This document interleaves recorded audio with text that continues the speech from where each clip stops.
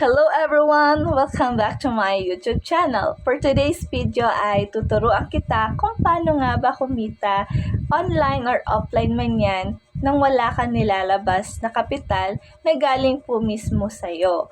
Yes, you heard it right dahil meron akong sinubukan na kung saan kumita ako ng 1,500 pesos kahit wala akong kapital.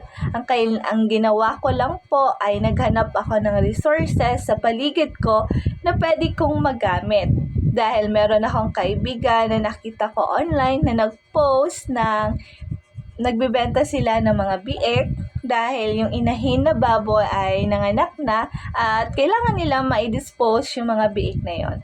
So, napag-isipan ko na why not gumawa ako ng spin the wheel raffle na kung saan pwede akong kumita or tumubo na kahit 1,500 pesos man lang. So, dahil mayroon silang binibenta ng mga biik worth of 3,500, naisipan ko itong gawin na 5,000 pesos. Pero sabi ko nga, pwede mo itong gawin through spin the wheel raffle. Pwede kang mag-invite ng 50 person and per slot ay pwede mo silang ibenta ng 100 pesos. So, 100 pesos per number at kapag napuno na po yung 50 slots na yon ay pwede ka na mag-start ng spin the wheel. Pero bago mo i-start yon, kailangan mo munang kolektahin yung kanilang mga payment. At dahil wala kang kapital mismo na gagamitin, na galing mismo sa'yo, yung mga payment nila, yun po yung ibabayad mo doon sa iyong kaibigan. At dahil 3,500 lang yung amount ng isang biek ay sa'yo na yung natitirang 1,500 pesos. So, 'di ba? Kailangan mo lang po dito ay tiyaga at yung effort para makapag-invite ng mga sasali sa iyong parapol.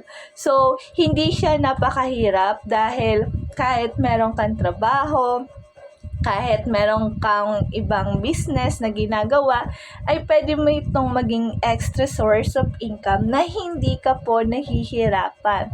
Dahil kailangan mo lang na invite si friend mo at invite yung relatives mo para magkaroon din sila ng chance to win isang biik.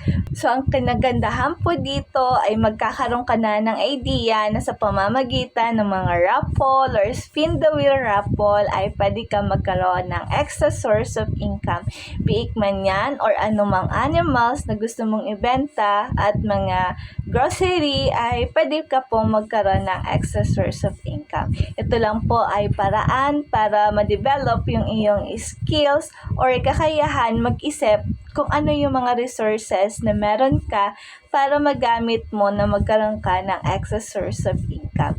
If nagustuhan mo po yung content na to, ay pwede ka pong mag-like, subscribe, and hit the bell button para maging updated ka din po sa mga bagong videos na pwede ko pong maituro sa iyo.